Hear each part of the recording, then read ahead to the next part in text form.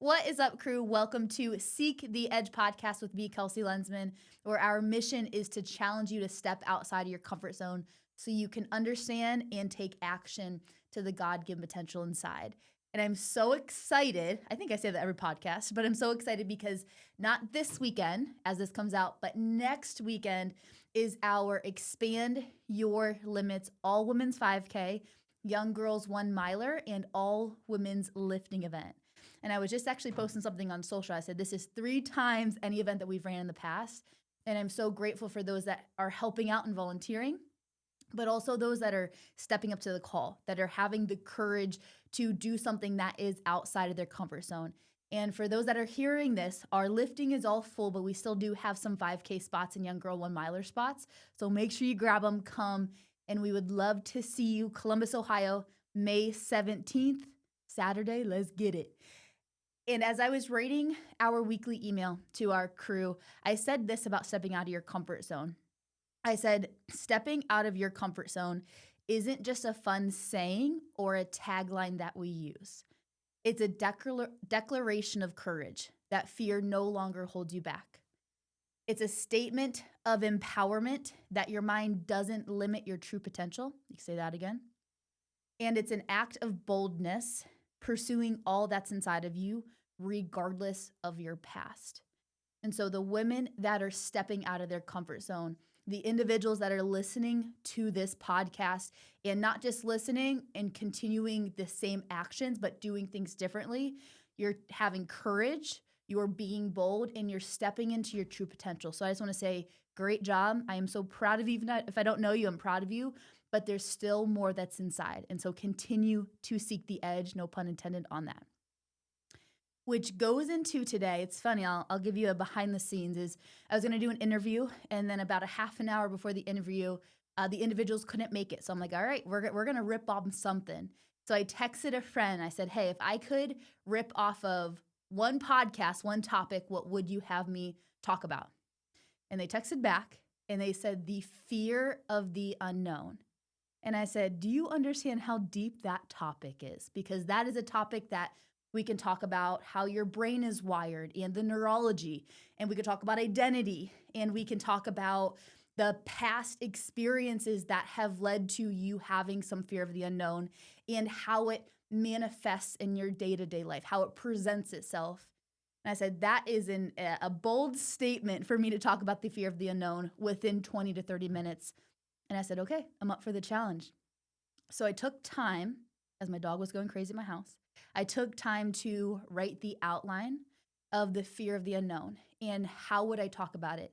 And as I was writing, it was almost like the spirit was writing through me because I was just ripping. I was like, done, like one thing after the next. And so I'm really excited to talk to you about the fear of the unknown today. And I pray that this would release you of some chains holding you back. I pray that this also makes you aware of some resistance that you might not know is coming up for you that is actually stopping you from your true potential. And I always say what is brought to light is able then to be released. What we dig down, what we don't acknowledge, what we aren't aware of continues to grow. It continues to get bigger. It continues to hold us back more. And so as you listen to this podcast today, as I talk about the fear of the unknown, allow whatever thoughts come up, allow them to be brought to light. Allow those fears to come up. Allow that thought of, ooh, yeah, that might be it to come up because it has a little bit less power over you every time you bring something to light. And the reason as we talk through this is that deep down hidden fear, it presents itself in different ways. And I'll talk with you through a few of them. It can manifest or present itself as the needing to be in control. I just am needing to be in control. You think it's control, it's actually fear of the unknown. It can also manifest itself by not taking many or good calculated risks. Or maybe there's opportunities that others take, but I don't take, and I don't really know why. Or it also manifests of doubting yourself a lot. Man, that little voice in our head, we talk about it a lot here, crew. But that little voice just keeps doubting myself, doubting my capability. It feels like other people can work through it, but for some reason that voice comes up. And I do not care if you are a CEO of a Fortune 500 company or an individual that is not necessarily at that level and maybe is 15 years old, 20 years old. All of these things come up for us. It's not just, wow, once you get past this level, everything poof is gone. It's just new levels equals new levels of this unlocked. And so this will be very applicable to every person that listens to it. It can also manifest itself by holding yourself back in different areas. I'm reading a book right now called The Big Leap. And it talks up about how in different areas of our life, we have a glass ceiling. This glass ceiling is basically the height at which our brain and our subconscious can experience a certain amount of happiness or goodness or positive in our life. So for example, we have a subconscious glass ceiling for financial health or financial success. We have a glass ceiling for relationships. We have a glass ceiling for fitness. And that glass ceiling is we bump up to it and then it'll cool ourselves back down to who we believe ourselves to be. And so that can be us holding ourselves back in different areas. Like, man, why am I just still stuck here? There's probably a belief.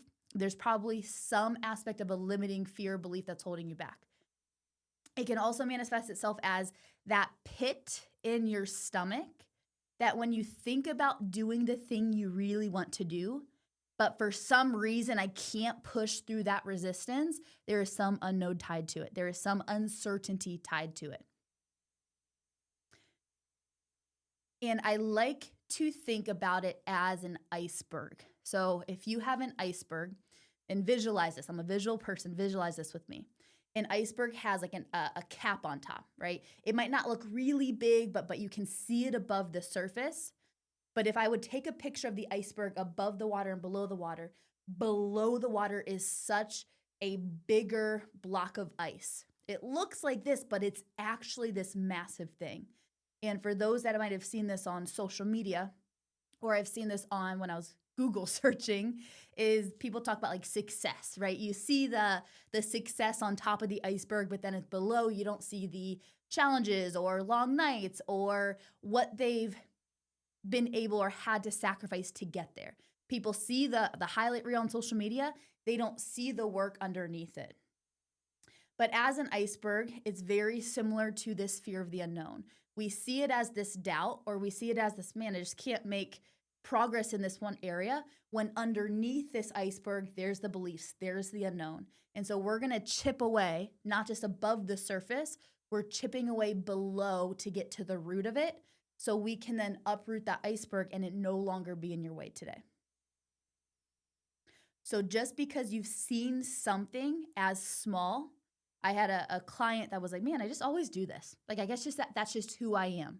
If you've said that before, that's you seeing the top of an iceberg and not necessarily allowing yourself to understand that there's something underneath it, that as soon as we pop that, or as soon as we chip away that bottom part of the iceberg, you no longer have to be, that's always how you've been.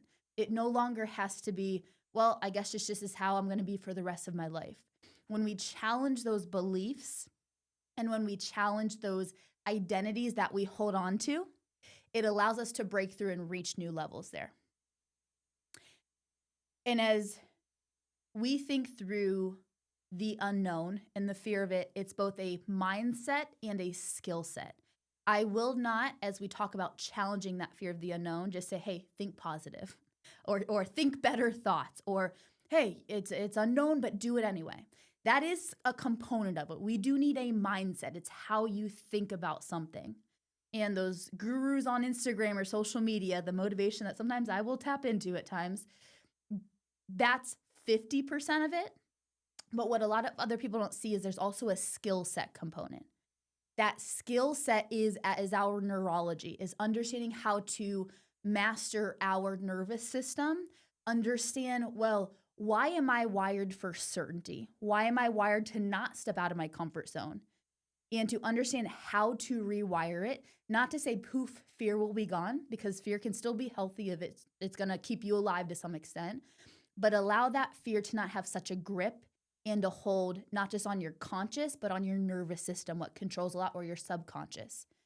And so, yes, we're going to talk about how do I overcome it in my mind, But what I think is going to happen too is you're going to have a lot of epiphanies of, oh, okay, yeah, I guess now I understand why it's hardwired in me that it can be a survival mechanism, but it also can be something that I can rewire myself about. And I do this a lot with physical movement. And if you've been training with me or if you've ever deadlifted with me, I've probably talked to you about this, is the neurology behind movement. Is whenever you deadlift, your body's going to get the weight up no matter how it's done. Okay. It does not mean I'm tapping and using neurologically the right muscles to the capacity that I need them to at the right time in the right pattern.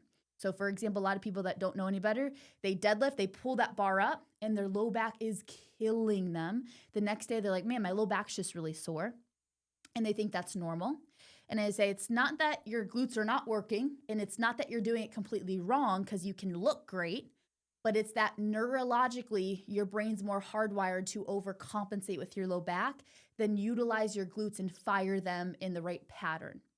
Same exact thing. So we retrain their body, we retrain their brain how to utilize more of their glutes and to actually feel what that feels like. And when we do that, it hardwires more into the system of using the right muscles. Now I don't need to think about it, I just do it. But because we've understood how we were wired, maybe to overcompensate, and then we rewire our brain through conscious choice and conscious action, it allows us to then rewire and not have to think about it and use the right muscles. And so the analogy I'm trying to draw here is the same thing happens with your brain. The same thing happens with fear, for example. I'm getting ahead of myself, but if there was a negative experience when you were younger, it could be 20, it could be 8, it could be 10, and you did something that maybe elicited a lot of judgment from others, and I didn't have the emotional awareness or the emotional stability to say, hey, that's a reflection of them and not me. What my brain perceived that as is fear, is, ooh, I'm not safe, is, ooh, don't ever do that thing again. It doesn't mean that you shouldn't do it again, but it means the next time it comes up for you, your brain is going to want to keep you safe and protected. So it's going to say, never, ever, ever do that thing. I'm going to put so much fear and so much negative emotion in your body that negative emotion is going to try to sway you from doing the thing. Does it mean that you shouldn't? Not necessarily. If it's lifting weight or making a big decision in your life, but does it mean that your brain's going to try to hold you back? 1,000%. And so we have to rewire it there. Okay. I can't just think myself out of fear all the time. Like I said, I need to understand how my nervous system is affected and conquer that. It's not an either game, it's an and game. And I will throw this back to a story that comes very near and dear to my heart. And it's actually, I have not talked about it yet, and I won't tell all the details because I want to be very respectful to myself, the other person involved, and there's some things, as much as I try to be open with everybody, but there's some things that the world shouldn't know and that I try to also keep private out of respect for everybody there. But this is, as I was thinking about this, I was like, man, I don't want to share this, but this is the best example that I have of fearing the unknown and stepping out of my comfort zone. And I'm a little nervous talking about it, to be honest with you. So last year, this would have been early last year, about a year and a half by now, is I was confronted with the decision to end a really long-term relationship of 7 years. And it was very challenging because he's a great person, great partner. I have nothing but truly amazing things to say. And it's not just me saying it to people across the mic.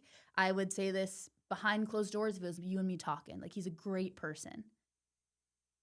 But if I was incredibly honest with myself and caring towards him, I knew what decision I needed to make, not just for myself, but also to help both of us and allow us to step into the unknown to help each other grow.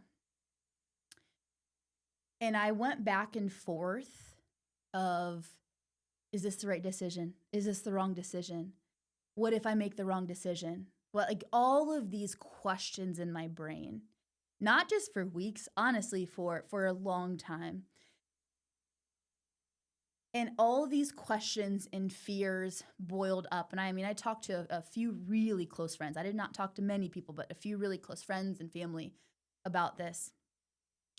And when I got to the root of it, and as I was even more honest with myself, that it wasn't necessarily the fear of me making the wrong decision, because I consciously knew, like, faith is big in my life. I consciously knew there is no right or wrong decision. Like, if it is truly meant to be, regardless of the pathway that I take, like, it will be the outcome that it's meant to be. And I had faith in that. And I had faith that God knew that the greater plan, and it scared me. So I consciously knew that the questions that were in my brain, is this the right, is this the wrong decision? Should I do it? Should I not do it? All these things, that was just masquerading as a bigger fear. And what it boiled to deep down is I had no clue what was on the other side of that decision. I had no clue of the unknown, because I had been living a certain way in my life for the last 7+ years. And so what truly scared me, and if I was really honest with myself, it was the unknown. It was a different life that I lived in the past 7 years. I knew I would be okay. I was not codependent, needing I needed to have somebody in my life. But it was also really foreign to me. It was also really unknown to me, that kept me almost not making the decision, which would have been selfish to him and would have been selfish to myself. Me not being willing to make a hard decision, and me not being willing to step into the unknown, even when I knew it was the right decision, doesn't mean I felt good about it. But even when I knew it was the right decision, that would have been a disservice to me, and even more a disservice to him, right? And so that's what I talk about, was the fear of the unknown. And this can be, yes, relationship, okay? But this can also be fitness. Is the unknown on the other side of pursuing this fitness goal? I had this also when I was pursuing bodybuilding 8 years ago. Well, who is that on the other side of me going after this goal? This can also be business. Oh, I have had this so many times of business. This can also be identity. Who am I as I make this decision? And there's always resistance. Usually don't say that word, but today I'm going to say that word. There is always resistance to not knowing what's on the other side. It is not a matter of if there's resistance. It is a matter of how much resistance are there. And the reason that there's resistance is because, once again, your brain is hardwired for safety, okay? No matter who you are, no matter if you are the, whatever the next highest ranking person besides God is, whoever that is, no matter if you are one rank lower than God, there will be fear a little bit there. God won't, because he's all knowing, but and he's all powerful, but there will be a little bit fear from a human standpoint, because once again, our brain wants us safe. And so as we define the fear, it's not necessarily failure. It's not the right or the wrong decision. It's the uncertainty that scares us. It's the uncertainty on the other side that scares us. Once again, we have our lifting meet next week. Okay. Women aren't necessarily afraid to go do the thing. They're afraid of, hey, if I do the thing, well, what if I fail? It's the uncertainty if I'm going to do it or not.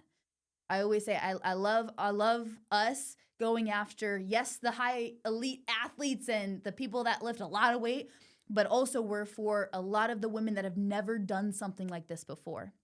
And I will tell you, it's a little bit more of a challenging business model, because you try to convince people to do something that scares them and to step into the unknown that they've not done that much else in their life from a physical standpoint. It's like you're overcoming the big hurdles in it.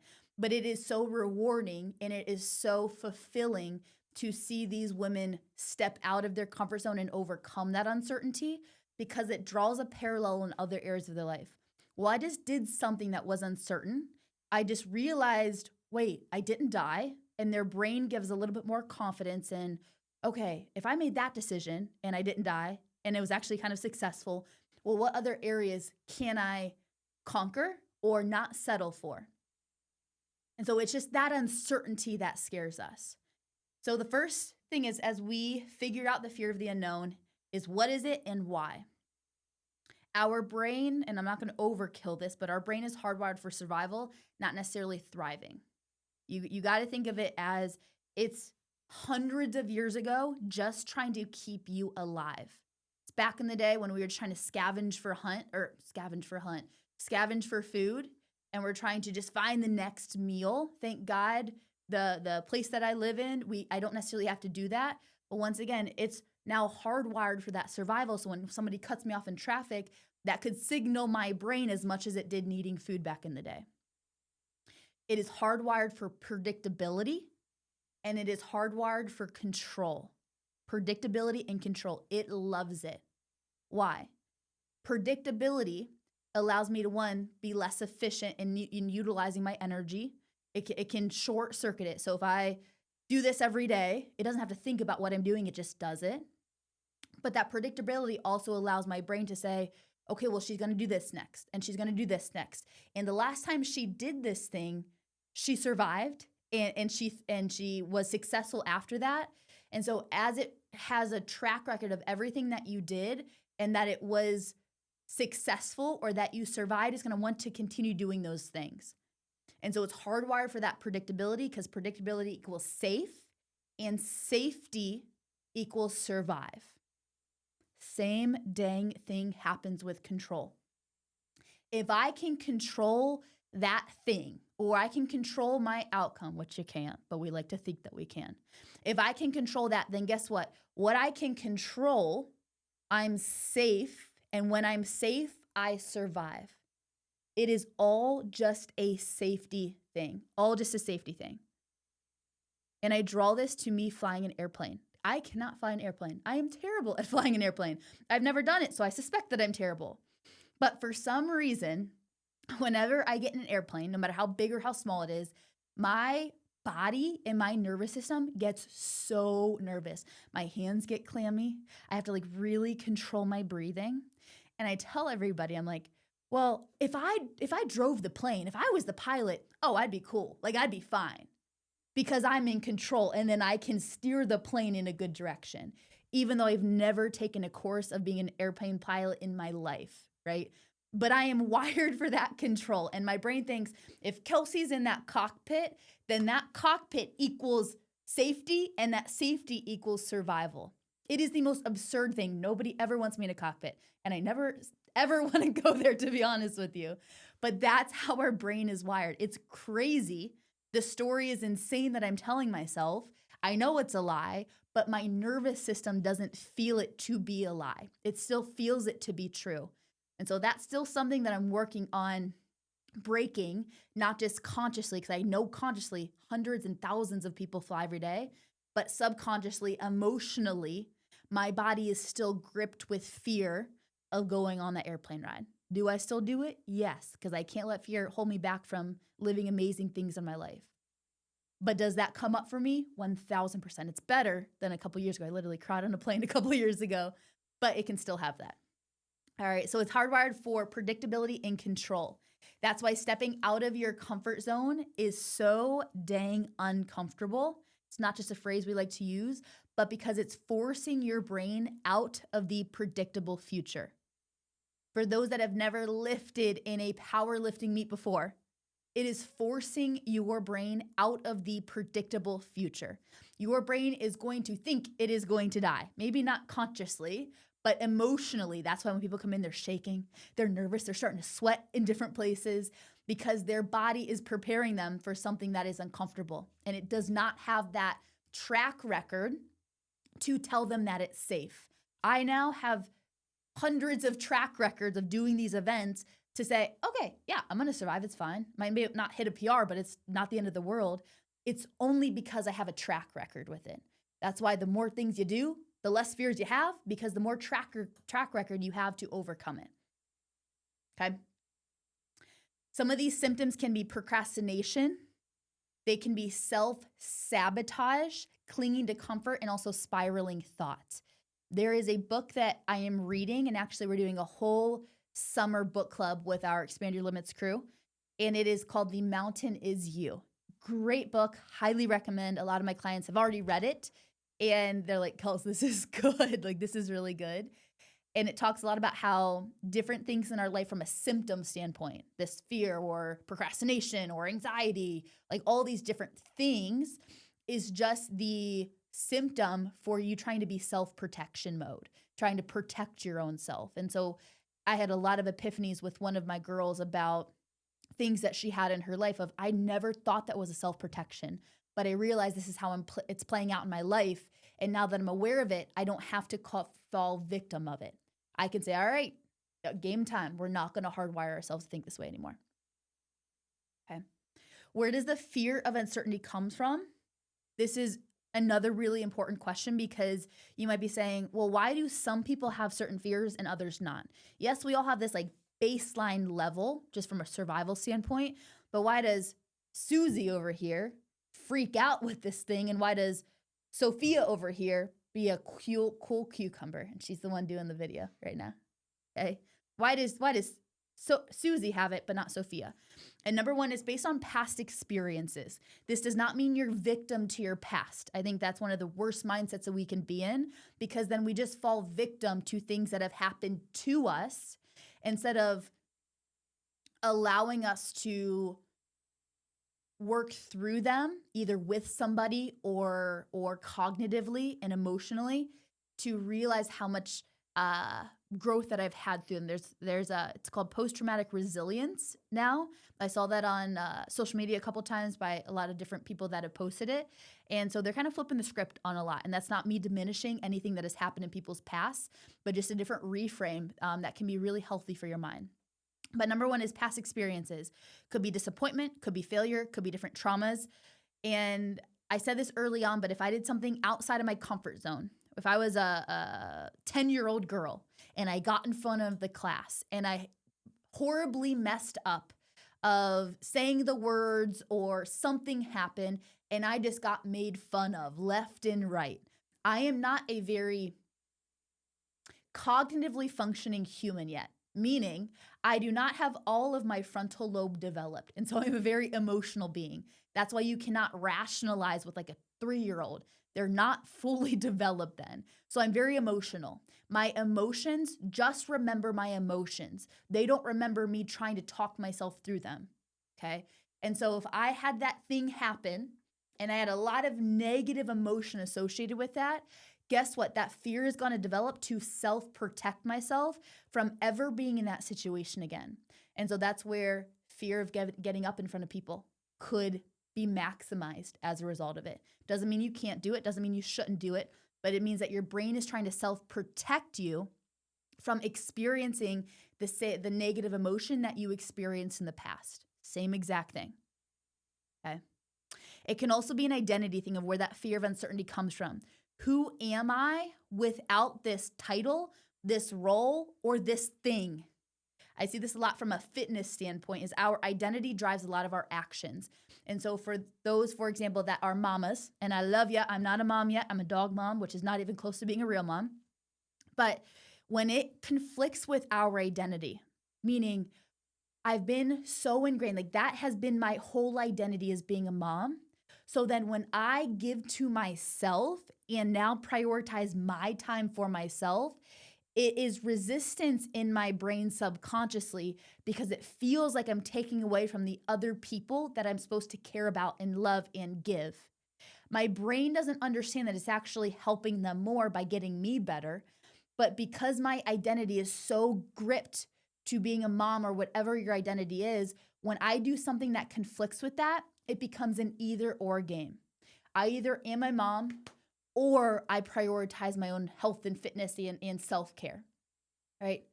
I'm trying to think of another example off the top of my brain. That's one of the biggest ones that we talk through a lot. But when those identities conflict, this either or game doesn't serve you. It's an and game. Oh, this was big for me, actually, is I was either a very successful business owner, or I could be a loving mom, have a great relationship and family. For some reason, it was tied in my brain that it was an either or game, and I didn't even realize the program that was running. And until I brought that to light of, oh, now I realize that I'm playing an either or game that does not serve me. How do I make it an and game? You can be this and that and this and that. I can be a mom and prioritize my fitness and be a successful business owner and be a great friend. Does my time, I don't like to say management, is my time effectiveness going to have to be high, right? Are my skill sets going to have to be next level if I want to do all these things in my life? For sure. But when we internally say it's an either or, that holds us back. It's an and game. It's not an either or. I want to be a great mom and a pretty badass business owner and be a great influence of other people and be a great friend and be a great daughter. Those are all skill sets that I need to improve on, but I don't have to play this either or game. And last but not least, the lie of uncertainty equals safety. Okay. Your brain thinks it's true. Actually, it's false. And we saw this a lot with the thing that happened a couple of years ago. I will not say it, but that certainty of, well, I have this really stable job. Something erupts and I lose that really stable job. What I thought was certainty was actually a lack of, or a perceived certainty, a perceived safety. You ain't that safe, even if our brain thinks that we're that safe. Okay. And also social conditioning. Stick to the path. Don't stand out. Don't risk it. Stay the beaten path. We have a lot of social conditioning that wants us to stay safe. Just fear has gripped our society. Fear has gripped so many people. And I'm not saying be completely fearless, meaning neglect your safety, meaning just do the crazy thing and disregard some appropriate fears from a safety standpoint. But I will say question a lot of them. A lot of them are lies that we believe about ourselves or lies that we believe about things in our life or positions in our life that are not true. Fear is gripping culture. It is gripping society. And that's not only holding people back from who they can become, it's holding our entire species back from being able to step into that next level for us. That's whole nother topic. Okay, to wrap it up a little bit here, is the unknown is required for growth. It is not optional. It is not, hey, yes, you can still be very safe and comfortable and in control and live out your God-given potential. There is no and there. It is an either or. There is some cost associated with taking that next step in your fitness, in your business, and other areas of your life. There is some cost. And I'll explain it from a muscle. Hey, y'all know I love my fitness. I did not do biceps today, but I'm going to pretend like it's a bicep day. Okay, I'm hitting the bicep curls in the mirror. If I want my bicep to grow, that muscle will not grow by me looking at it and say, grow. It's not going to grow that way. No matter how many times I look at it, no matter how many times I flex it in the mirror and say, oh yeah, it's growing, it ain't going to grow. Okay, because I'm being stagnant. I'm not eliciting that change, that next level for growth. It will only grow by me taking it to a place that it has never been before. If I have done 5-pound dumbbells of bicep curls for the last 10 years, this thing ain't growing. It's maintaining, if even that, is probably atrophying a little bit. For me to take it to that next level, for me to grow that muscle, for you to grow as a human, for you to grow in your business, I have to take it to somewhere it's never been. I have to take it to that unknown. I have to take it to that uncertainty. So that means for me, we leaving those 5-pound dumbbells on the rack. We're going up to those 15s, baby. Do I know for certain that I can do those 15s? No. I have no clue because I've never tried it before. Do I know for certain that this little bicep muscle that I've been hoping to grow for the past 5 years, is it going to be able to overcome that resistance? I have no clue. But for me to grow that muscle and for me to flex that and take it to that next level and hope that it becomes this bulging bicep as I look about it in the mirror, I have to take it to where it's never been before. The same thing happens in your life. It is such a beautiful analogy. I have these hopes. I have these dreams. I have these aspirations. It could be this nudge that I feel of, ooh, start this business. Ooh, go on this fitness journey. Ooh, be a part of this friend group or relationships or have this relationship in your life. Ooh, have this family life. But for me to go there, I have to be willing to sacrifice my known for what is unknown. Your brain ain't gonna like it. It's gonna wanna hold you back. But what a lot of times will happen is you'll stay at good, never knowing what great could be. Oh, that's hard. That's hard. You'll stay for good enough.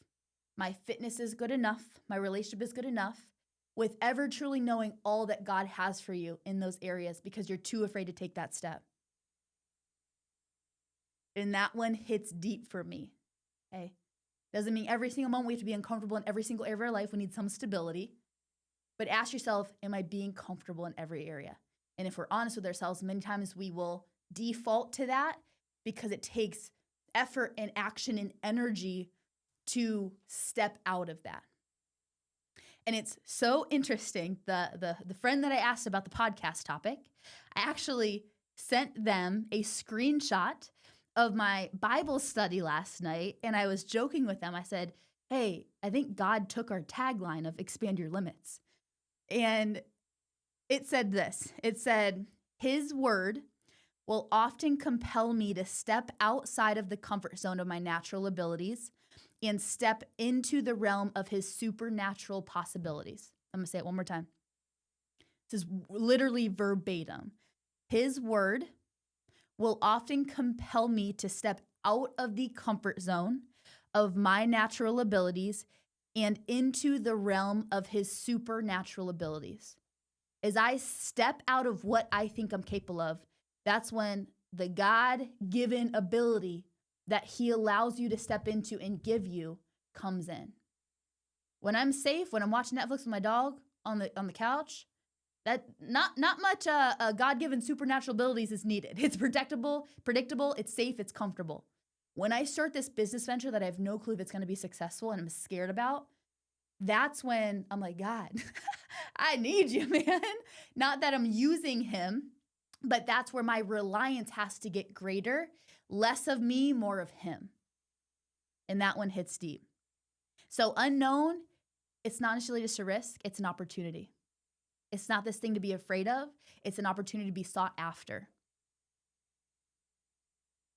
Ask yourself this question. What if this turns out better than I ever imagined?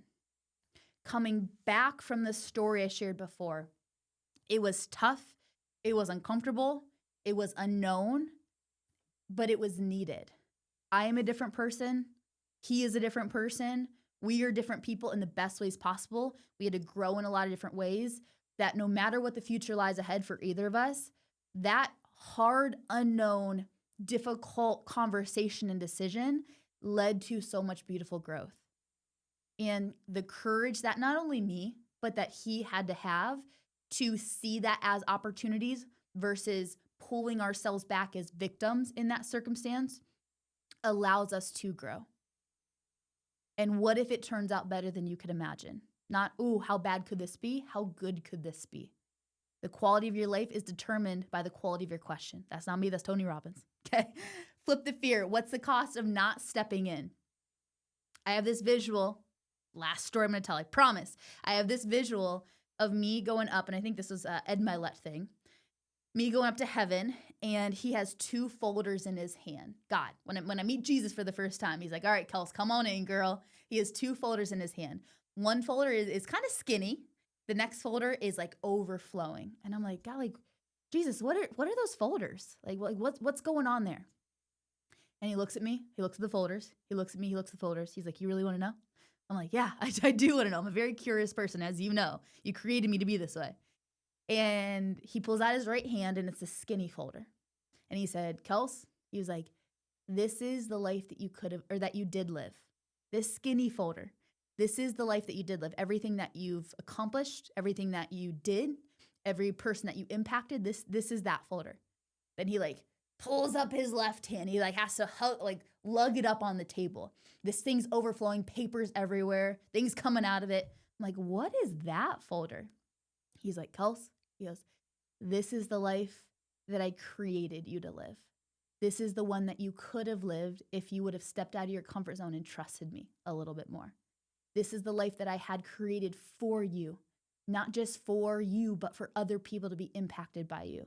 And Jesus can use anything, okay? He can use the life that you're living right now. There's no guilt or shame as you're listening to this story, but hopefully inspiration and aspiration to say, okay, I'm done living this skinny folder life. I'm ready to have the courage and God reliance to step into the overflowing folder life. And that does take a lot of unknown. It does take a lot of uncertainty. But once again, you don't got to do it by yourself. He's there to help you with that. Okay. 3 tactical steps to move through fear. Huge about this. Name it. What exactly are you afraid of? What stays in the dark grows in the dark. What's brought to light, a little bit of it dies. Okay. What are you actually afraid of? Tell your truth to yourself. Don't BS yourself. Don't try to convince yourself of something that isn't true. What are you actually afraid of? Write it down. Don't even just say it in your brain. Write it down. Tell somebody. Okay. Clarity crushes fear.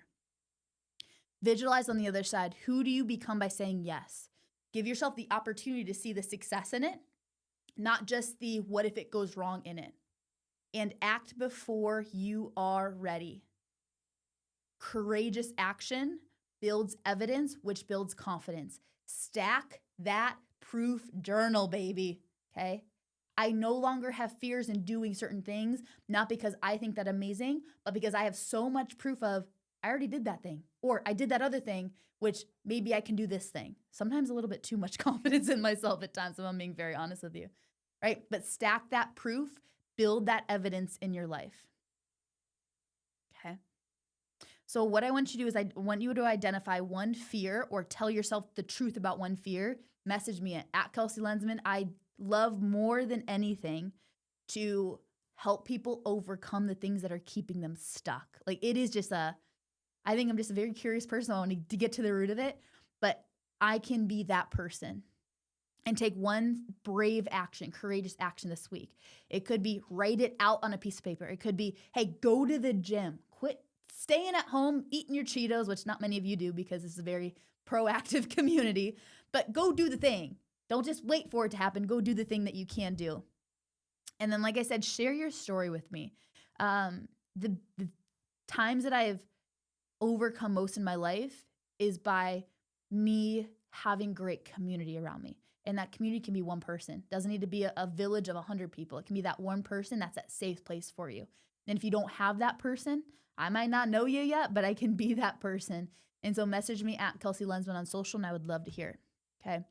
This hit home, share it with a friend. Tell them to understand why their brain's operating the way that they do, and show yourself that the women that choose courage get to overcome it. The women that choose to take that action shows themselves that they're not stuck anymore. And the women that have the ability to step out of that comfort zone, and not just ability, the action to step out of that comfort zone, they get to show themselves that God-given potential. And so that's exactly what we're doing here. All right. Love y'all. Have an amazing rest of your day. I'll talk to you soon.